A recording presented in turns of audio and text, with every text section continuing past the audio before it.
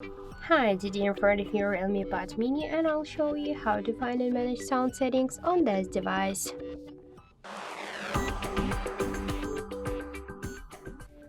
So first open the settings application and then scroll down to the sound section.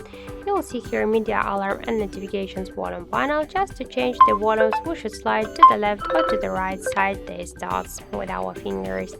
If you want to activate or turn the start mode, you should click on the switcher to just allow the calls, messages, or notifications from any apps or people's alarms. You should do it here.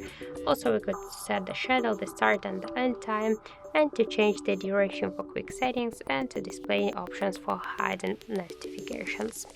Let's go back. In media section, we could hide player when a media session is ended.